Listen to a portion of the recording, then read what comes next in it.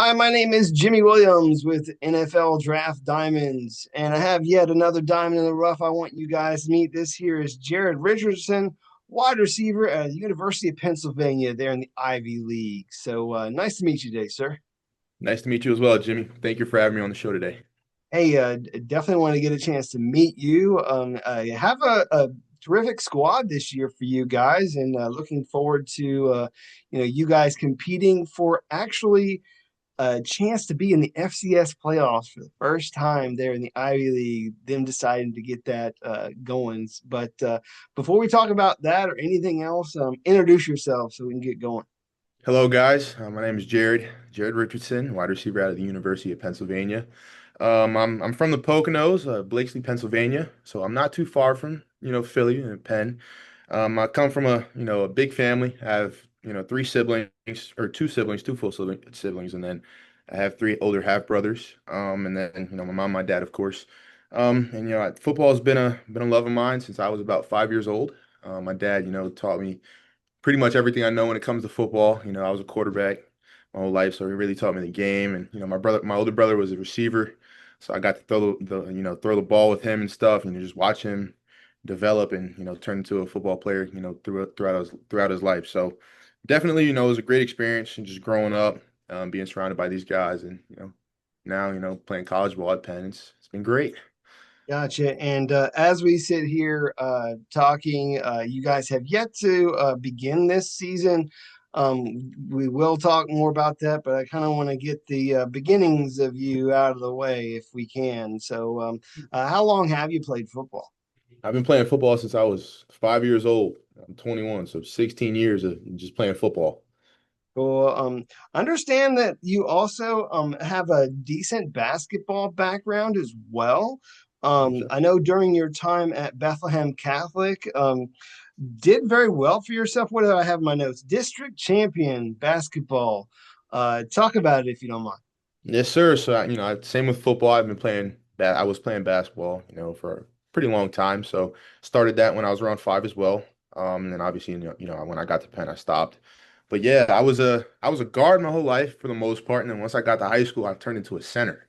So it was kind of a rough switch because, just wasn't used to posting up down on the block and, boxing people out, being a big body. But, my football, the football in me, I was able to just be that big guy, big body that, we needed down in the post. So definitely was a fun experience. And I'm glad I played football because, a lot of it translates over to football. Yeah, So yeah.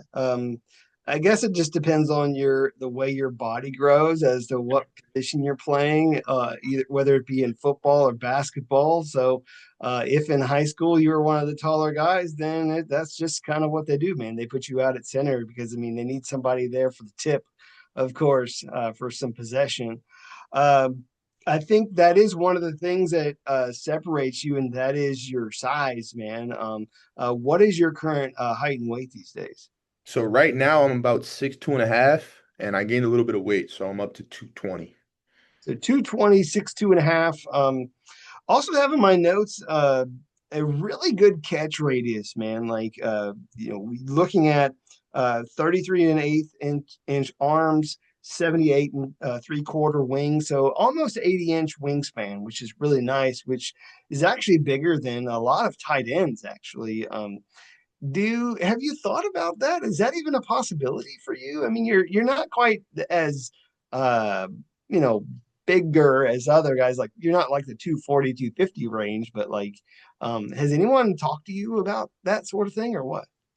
Believe it or not, when I was being recruited in high school, Lafayette actually was recruiting me, and they talked about tight end. And at the time, I was about 6'1", almost 6'2", and I was 195. So I was like, I don't know if I can make that switch because 195 that's not enough weight. So I mean, in my future, if I need to put on some pounds, to play Yeah, NFL yeah. ball, I'd do it for Well, bro, I ain't trying to get you any stretch marks or anything. So I mean, sure. you got to build that weight the right way.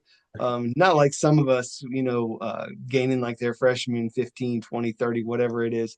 But Yeah, I mean, obviously you have changed a little over the years, gaining about 20 pounds. But talk to me about this recruiting phase for you. I mean, again, you talked about Lafayette, but I mean, like you were quarterback in high school, also did a little bit of punter, which is interesting.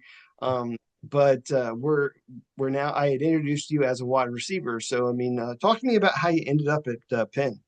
Yeah, so I was a quarterback my whole life. I mentioned that before. High school recruiting for me was slow.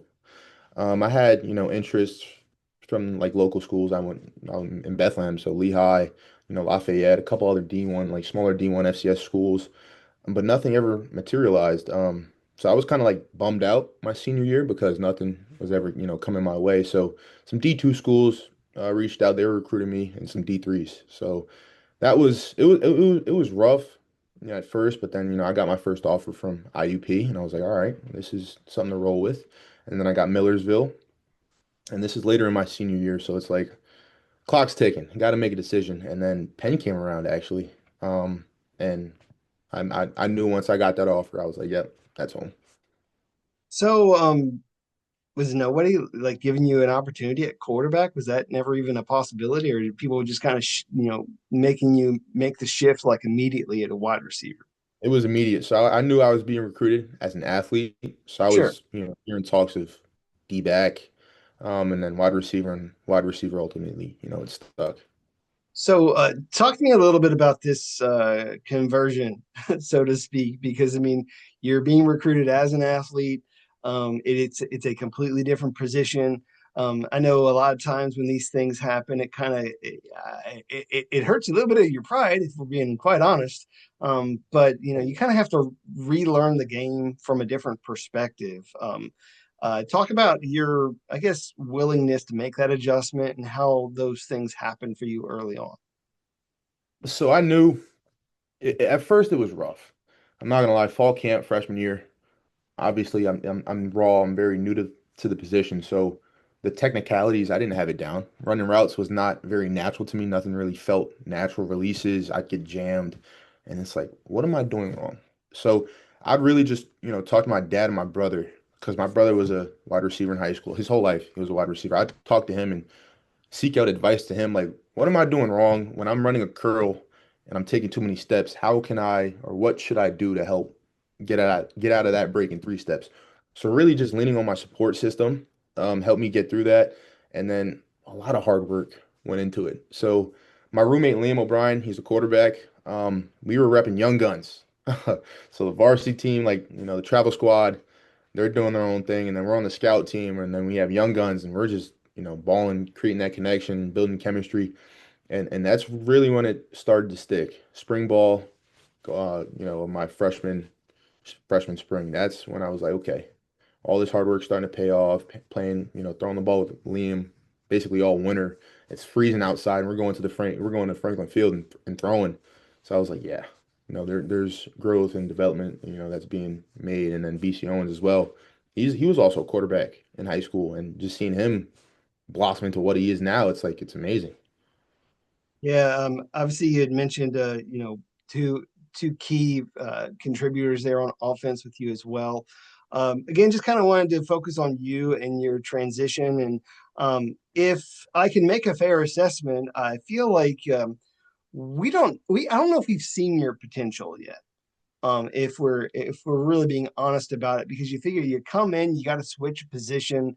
The first year there for you at Penn, I mean, you actually end up more or less red shirting, even though the Ivy League doesn't red shirt. I mean, you only did a few games of participation there, but part of the reason why is, like you had mentioned, I mean, you're trying to relearn stuff from a different perspective, and so that stuff doesn't happen overnight. I mean, it takes a little bit of time. You have to figure out your footwork and the relationship with the quarterback and such. So I mean, dude, I get it. I understand what's going on. Again, as I'd mentioned, as we've chit chatted through, a lot of great talent there on that offense, especially on that. Especially with the guys that you had mentioned, Owens and O'Brien.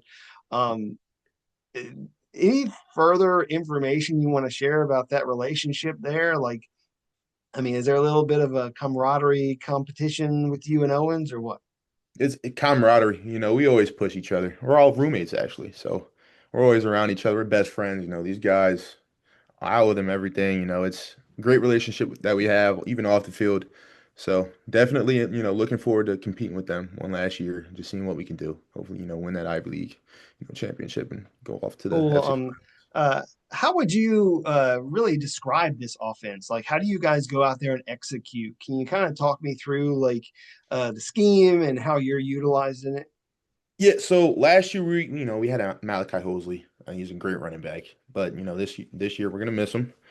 So I think we're gonna take more of a passing approach, and then I'll open up the run game, and then we have Juice Stokes back there. Julian Stokes, he's a phenomenal athlete. He was a ex receiver for us, and now he made the switch to running back, and then we also have Sean Williams. He's a great running back. So I feel like we're gonna be pretty balanced, and we're definitely gonna be playing a little bit more aggressive than we have in the past. I'm definitely looking forward to that. I mean, is the overall idea and expectation for you as a bigger, stronger wide receiver, is there, does that come with the expectation that obviously you're expected to go out there and block? Again, we kind of joked a little bit about like the whole potential tight end bit, but I mean, is that something that you take some pride in as you have been developing over the years? I Talk about it. definitely, yeah, I definitely take pride in blocking. I think that will help separate myself from other draft prospects. Just the willingness to block. I take absolute pride in it because just being able to put a DB in the dirt, it feels good. It's like it's a great feeling because they don't want to like see you. They're scared of you. If you keep doing that over and over, you finish the play with a push or shove. They don't want to be bothered with that all game, and then you're in your head. Then you're in their head, so they don't know how to react. Yeah, So and you figure like, bro, 90% of the guys you're up against, you're bigger than. yeah, So, literally, yeah. I mean, again, 6'2" and a half, 220, something like this. I mean, very, you know, very wide body, of course. And so you bring that to the table, the toughness and willingness as a blocker. Um, how else would you perhaps define yourself as a receiver? Like, I know idea and perspective was a little different during your high school days, being, playing at quarterback. But how do you define yourself right now, and any of your other strengths, or if you have somebody maybe you would compare yourself to, like, I don't know, man, talk me through some of that. So right now, I'd compare myself to maybe AJ Brown a little bit. Fair. I'm not as fast as him. I'm not a speed guy. I'm not the quickest guy, but I have the ability to make people miss, and I take pride in that. Just being a bigger guy, making people miss, breaking tackles. That's something that I take pride in. Just the deep balls and contested catches. That's also something that I can catch, people off guard, DBs off guard. They don't, I'm 6'2", 220. They don't expect me to run right by them, but I can open up a little bit and get past, them DBs, and then, the 50-50 balls. I don't call them 50-50 balls. I call them 75-25 because I feel like if they put it up and give me a chance to catch radius, I'm gonna get it. And then when the ball's in the air, it's mine. That's just my mindset. Yeah, it's not a 50-50, not even a 70-75-25. It's a mine ball. It's Yeah. mine. Yeah. So, what is your favorite route as a receiver? Favorite route? Oh man. I like the deep route, so I'm gonna go with a fade or a post. I can't All right, do sounds too hard. good. I can't. And again, of course, Liam O'Brien is the guy this year, who's going to be throwing you those deep balls, of course. Yes, sir. Um, let's talk about this shift now with the Ivy League. I mean, dude, the Ivy League finally, for the love of God, we're so thankful that they're now in the FCS playoff picture, giving guys like you and your team the opportunity to be compared and compete with some of these bigger programs. So, um, how do you take this challenge this season? Honestly, I just look at it from a day by day, process. I look at it like that. Can't worry about, the end goal because we have right now we just have to worry about Stonehill. Then after that, we have to worry about Lehigh. So we can't, look too far down the road because we're not going to be where our feet are. So it's a great opportunity. Get to, play in front of hopefully, when we make it, down there, that'll be a great experience, exposure. That's something good for Penn Quakers, that the Penn Quakers, just the school, the football team, it'll be, it'll be good for us. Definitely. I mean, definitely opens up doors and opportunities for the Ivy League as a whole, because I mean, I think it hasn't been given enough respect. There is a lot of great talent in the Ivy League. I say it each and every year. It seems like, if we're being real, the Ivy League sometimes is just a breeding ground for guys to make the jump somewhere else, Mhm. which in all fairness, you might have that opportunity as well, man. But for right now, we're seeing you as a senior, actually listed on the Shrine Ball watch list, which is kind of interesting. So we have the East West Shrine Ball looking at you and your games, ranking you amongst some of the elite in all of college football. So again, with some of those accolades, just wanted to mention a couple of them. You've been all conference these past couple seasons. Um, how do you take all of these accomplishments right now going into the season? It's a blessing, but I look at all the preseason stuff as just a preseason thing. You can't get too high or too low because once the season starts, all that stuff's out the window. None of that stuff matters. It matters what your team does, how you guys play, and how you play. That's just how I look at Okay, yeah, yeah, I definitely appreciate that it. perspective. Do want to put things in perspective, looking at y'all's last season, bro. It wasn't exactly what you want, of course. I mean, you end up going 4-6, but that isn't to say that you didn't get yours, you didn't have your moments. You certainly had a couple of good outings. Wanted to highlight a couple of them, one being against Cornell, which was a hell of a shootout. You guys were able to come back in that game. So talk through that game if you don't mind. That game was nothing short of crazy. We were down. They had a punt return, a fake punt. They scored on it. It was like a 60 plus yarder. It was like, all right, we really got to dig deep. And Liam just put our trust in our offensive coordinator, our head coach. Liam's out there slinging the rock, putting the ball in playmakers' hands, and we came back and we just showed resilience. We just fought our butts back into the game, and that was a highlight of last season. It showed that when we're gelling and when we're together, it's hard to stop our offense and our defense. They did all right. They did all right. Sometimes they're gonna have to lean on us, and we're gonna have to lean on them, and that's just the ebbs and flows of football. Right. Y'all were down 21-7 in that game. You eventually came back to win. Again, a heck of a shootout, 67-49, looking like a basketball score. But definitely a great outing there. Probably one of y'all's best performances. Um, to follow that, you had a really good outing also against Brown. You had 7 catches, 113 yards in a touchdown in that one. And again, just to kind of go back to your Cornell game, that's probably your best game, really, at least statistically. That being 9 catches, 141, and 3 touchdowns in that game. But let's talk about the Brown game there, because again, Ivy League matchup. So I mean, kind of want to talk through the Ivy League matchups there. So So, Brown and oh, what I'm do you sorry. remember about the Brown game? So going into Brown, there was a lot of talk.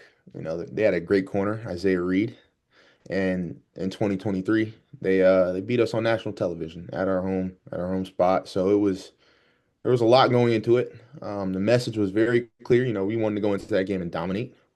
We came out, firing, and Liam, had a great game. Malachi had a great game, and we everybody did their job, and we came out on top. That was really the key to that game. Just do our job and execute, and we'll be fine. Yeah, I mean, Brown had a solid team, but you guys just happened to be the better one that day. That's right. Going out there, delivering, ended up winning 38-28.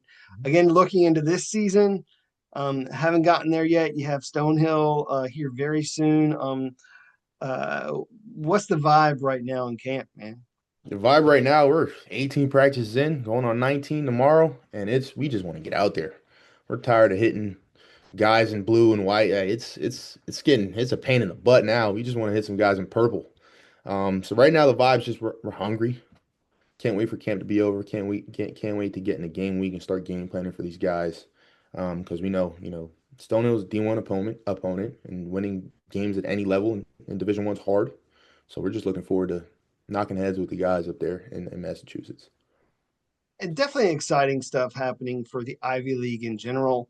And then with y'all's offense, I mean, again, I feel like y'all's offense is going to be very good this year with you and Owens, and O'Brien there, under center, kind of divvying things out there. So hopefully both everybody there will get theirs. It'll be fun to watch. Jared, want to get an opportunity to meet the guy under the helmet. Anything more about you that we haven't already learned? So, something about you, man. Any interesting fun facts that we have yet to mention, whether it be hobbies or what have you? Give me something. Um, I think I'd start with I love my music. I'm an R&B guy, hip hop guy. My playlist, one of my main playlists right now is 6,000 songs. So that's a lot of music, all types of genres. Another thing, a big family guy. My family's my everything. That's my support system. Get to lean on them, anytime, I call them anytime, anywhere, whatever it is. If I need some help, they're there for me. Another thing, big candy guy. I can't really, pick out which one's my favorite, but I have a big sweet tooth. It's bad, and when I'm done playing football, I'm gonna have to chill out on that. Yeah, that's really it. I mean, All right. yeah. Let me see if I can piggyback off of some of that and maybe ask you some more questions. Um, Again, coming from a big family, a couple things I just kind of wanted to, feed off of that a little bit. You got to be competitive as a kid with all these, siblings. So, favorite card game or board game? Card game, I'd gotta go Uno. Uno's a staple, All and it right. gets real competitive. Okay. I would imagine also growing up as a kid, fighting over the remote control. What sort of maybe cartoon do you remember watching as a kid, man? Maybe you're like 7 years old or something. That's hard. I gotta get like SpongeBob. It's another staple. Courage the Cowardly Dog. That's another good show that I really liked growing up. Scooby Doo. Those are like my top three, I'd say. Okay, okay. Favorite TV or movie? Maybe TV show or movie? I gotta go Coach Carter. Favorite movie, Coach Carter. The message in that movie is just it hits home. It's a great message behind that movie. That one doesn't get mentioned enough, I It think. doesn't. It's a great movie. Um, a lot of great things in that movie to feed off of for sure. So, because I don't think they win in the very end, do they? I don't think they do. Yeah, that's the one where like the lesson is not necessarily the sports related one, it's the life one. It's life, yes. So, Yes. and I certainly appreciate that for sure. So, um, let me see here if there's more that we haven't yet to talk about. You said you're a big music guy. Big music. You a karaoke guy? I mean, you pick out a song. I mean, if I had to ask you, Jared, pick out a song for karaoke, you're going to sing it in front of the entire team. A little bit of hazing, if you feel what I'm getting at. What are you singing? Um, man, either First Day Out by T Grizzly or I'm going Dreams and Nightmare. Yeah, Dreams and Nightmares by Meek Mill. Gotcha. Not a bad one there by Meek Mill. It's kind of a Yeah. go-to for a lot of people. So, um, talk about your hometown town there for just a second. I know for me, I mean, it's not too far from me. So, I mean, maybe if I get a chance to go up there towards the, Bethlehem, PA sort of area, what's a good hot spot there, man? What's a place for me to hang out, maybe get some grub? So I was actually raised in the Poconos. I was raised in Blakesley. So it's like a more rural area. But down in Bethlehem, hot spot for food, I'd say if you're in the wings, like a pub style, I'd say PJ Wellahans. Love Okay. their love their food. Um, I'm fixing to eat some wings tonight. So, I There we mean, go. that's at least the plan.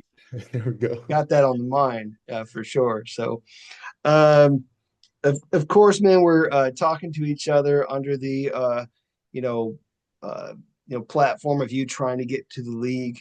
You do obviously have one more season left to go.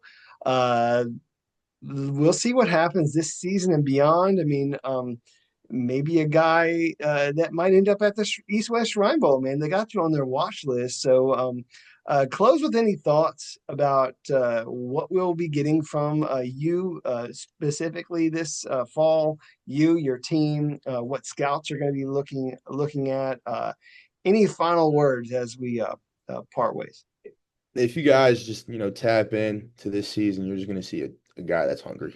He just wants it more than everybody else on the field. You're going to see, me playing with effort that's unmatched, and just a desire to be great, pursuit of excellence. That's just what I'm really focused on this year, just playing to the best of my ability. And yeah, and the Penn Quakers are going to be special. They're going to be special this year. I mean, definitely has a very good offense to go off of there. Again, you yourself bringing a whole lot to the table. Great size, a lot of great raw athleticism, athletic background there as a basketball player, as a quarterback. I mean, you have a very unique set of I guess football IQ really of understanding the game. I know you're still learning the position, but sky's the limit really on what's going to happen for you this season and beyond. So it's just a matter of what's going to happen after this season, but a lot of great options, I guess, moving Yes, sir. forward. So Jared, want to wish you all the best this season and beyond. Okay, Thank you so much. I appreciate you. Thank you for having me. sure thing. Once again, Jared Richardson, wide receiver out of UPenn. Check him out.